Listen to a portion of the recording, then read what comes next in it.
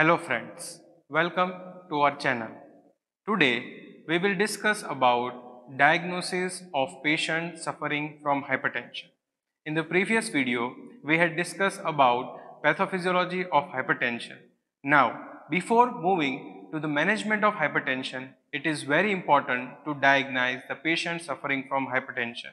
As we all are aware that hypertension is a symptomatic disease condition where patients generally do not have any kind of specific sign and symptom related to hypertension, and that is why objective evidence called blood pressure measurement is a vital thing to diagnose the patient suffering from hypertension or no. Apart from that, there are different strategies to treat hypertensive patient. Based on the staging of hypertension, the medication used to treat hypertension will differ. So, to know the exact blood pressure value of a patient will help to categorize the patient into stage 1, stage 2, either hypertensive emergency or in the pre-hypertensive stage. So, blood pressure measurement is very important. Now, in order to diagnose a patient suffering from hypertension, we need to use an indirect method to measure the blood pressure. Direct method is intra-arterial measurement of blood pressure, which is an invasive technique which is not performed in the routine laboratory test, and that is why indirect test where blood pressure is measured with the help of sphygmomanometer. Let us understand how sphygmomanometer will work to measure the blood pressure. So this is a sphygmomanometer and these are the stethoscope as well as inflating cuff. In order to diagnose the patient suffering from hypertension, we should use this manometer, this inflating cuff as well as stethoscope of a national standard quality in order to precisely measure the blood pressure. Now first of all we understand how to use this machine. So this machine, this knob is on and off knob which is used to start or off this manometer. Right now this is in horizontal position which is indicating the machine is off. Once we keep into the vertical position, this will be considered as a machine is on. So if we pressurize using inflating bulb, then the mercury will go up and we can measure the blood pressure. This is called inflating cuff, which is having different size. It is having a pediatric size, small size, medium size, large size and extra large size. It is very important that as per the patient arm size, it need to be adjusted along with the size of arm and size of cuff. If the size of cuff is so small compared to the arm, then there is a overestimation of blood pressure which will falsely show the blood pressure value. That is why arm inflating cuff size along with the arm size should be matched. The third instrument is the stethoscope, which is used to measure the blood pressure via auscultatory method. Actually, there are three different methods to measure the blood pressure. One is palpatory method, second is oscillatory method, and third is auscultatory method, in which palpatory method is used to measure the systolic blood pressure and auscultatory method with the help of stethoscope is used to measure systolic as well as diastolic blood pressure. Now let us understand what will be the condition of a patient or a person whose blood pressure need to be measured. Generally, the blood pressure should be measured in the sitting condition. Now, as per American Heart Association, there are certain rules and regulations which we need to follow before measuring the blood pressure. The first rule is patient should be refrain from the consumption of caffeine or nicotine prior to 30 minutes of measurement. So if a patient has consumed any nicotinic product like cigarette smoking or patient has consumed tea or coffee, we cannot measure the blood pressure until that person passes 30 to 45 minutes after consumption of that product. After that, patient should be seated on the chair where the back should be supported as well as the thigh also should be supported, and the leg should not be crossed and flatly present on the surface. The bare arm where we are measuring the blood pressure should be kept with the support near to the heart region so that blood pressure will be measured on that arm without any stretch. In this particular arm, the blood pressure should be measured. Ideally, in the first encounter, blood pressure should be measured on both the arm where the arm will be supported by any surface and should be kept near to the heart level. The value which is maximum from any of the hand will be taken as the value of blood pressure measurement and should be considered for clinical diagnosis. Ideally, blood pressure should be measured multiple times with the minimum of 3 clinical encounter in order to diagnose the patient suffering from hypertension. To rule out white coat hypertension or resistant or pseudo hypertension. The blood pressure should be measured in supine or standing condition when a person is having a history of orthostatic hypotension, volume depletion and dehydration. In these three different situations, blood pressure cannot be measured in the sitting condition, rather it should be measured in the supine or standing condition to know the change or fluctuation in blood pressure while the posture is changed.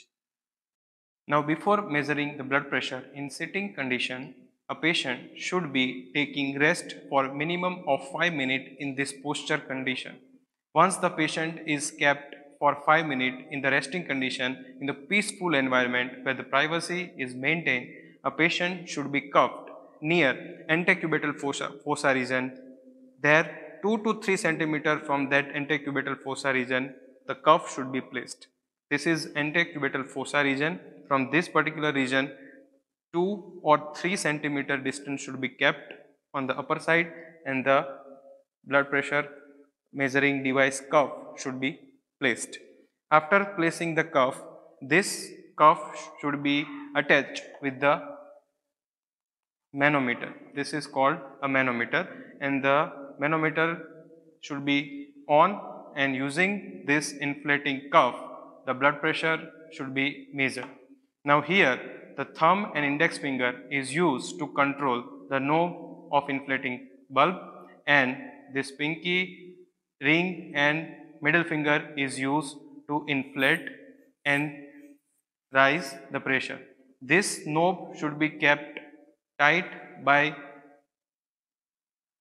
turning it on the clockwise, and while removing the pressure it should be on the counterclockwise. Here, once the blood pressure is measured, we will use first palpatory method.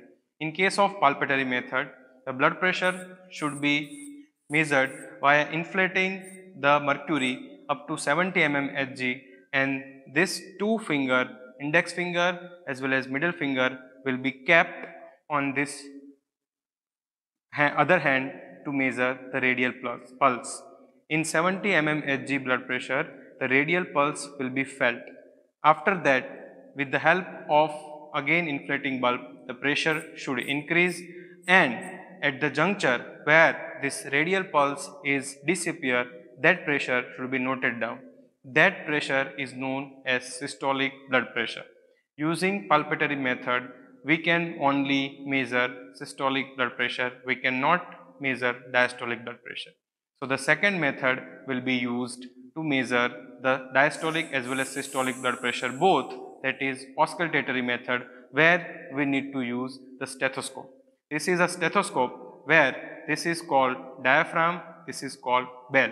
Now as per American Heart Association, bell instead of diaphragm is used to measure the blood pressure. Now this stethoscope need to kept on by turning into clockwise direction, and this earpiece need to be kept on the ear like this, and this bell should be kept on the antecubital fossa region just above the brachial artery, and then with the help of inflating bulb, the pressure should be rise from systolic blood pressure to 30 mm Hg. If the systolic blood pressure of a patient by palpatory method was 140 mm Hg, then the pressure should be kept at 170, and using the bell we need to listen for the Corot Croft sound. while reducing the pressure from 170. 2 to 4 mmHg reduction in the blood pressure should be done. Once the pressure is falling, the Korotkov sound will be heard using this bell with the help of stethoscope, and the first appearance of Korotkov sound is known as systolic blood pressure. We need to continue the procedure till these sounds will disappear, which will also known as fifth Korotkov sound, and that will be the diastolic blood pressure value. This is how systolic as well as diastolic blood pressure value will be measured. Now, after measuring the blood pressure value for the one time, patient should be given minimum of 2 minutes rest, and the second subsequent blood pressure value should be measured.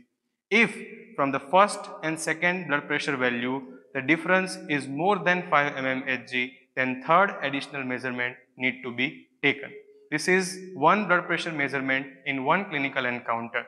To diagnose the hypertension, a patient minimally need to measure a blood pressure in 3 consequent clinical encounters, which will fulfill the definition of blood pressure, that is persistently elevation in blood pressure. After measuring this blood pressure, a patient blood pressure value need to be averaged, and that average value will be taken.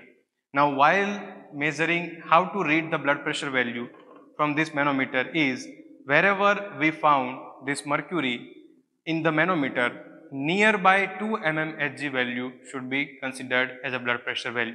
So, let us say for example, this mercury is near to 70 mmHg, it should be taken around 68 or 72. Now, this will be depending on the 2 subsequent encounter, and the average will be taken of that particular value. So, that will give a precise estimation of blood pressure. Based on the blood pressure measurement technique we have discussed right now, we will get certain value for a patient. Based on that value, patient can be categorized into 3 different categories. Either patient can be in normal blood pressure value, patient can have a normal blood pressure value, patient can be pre-hypertensive, patient can be in stage 1 hypertension, or patient can be in stage 2 hypertension. In order to diagnose the patient for hypertension, blood pressure value should be more than 140, which is systolic blood pressure, and 90, which is diastolic blood pressure. It should be more than 140 by 90 mmHg. Any value in between 120 to 139 in case of systolic blood pressure is known as pre-hypertension, and diastolic blood pressure, any value between 80 to 89 mmHg is known as pre-hypertension. Any of the value, if it is higher, the patient is considered as a pre-hypertension. For stage 1, the blood pressure value should be, in case of systolic blood pressure, it should be 140 to 159 mmHg. In case of diastolic blood pressure, it should be 90 to 99 mmHg. For stage 2 hypertension, for systolic blood pressure, value will be 160 to 179, and diastolic blood pressure value should be 100 to 109. Anything more than that will be considered as hypertensive crisis, which will be categorized further into hypertensive emergency and urgency. Any value lower than that, that is less than 120 by 80 mmHg, 120 systolic blood pressure, 80 diastolic blood pressure, will be considered as a normal blood pressure. In case of prehypertension, only non-pharmacological treatment is given in case of stage 1 and stage 2 hypertension, or in case of hypertensive crisis, only pharmacological intervention is made. I hope you understand how to measure the blood pressure using sphygmomanometer precisely, and to diagnose the patient whether a patient is hypertensive or non-hypertensive. Thank you so much for watching this video.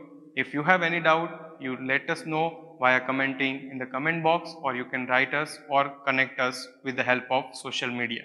Thank you so much. Keep watching, keep learning, keep growing.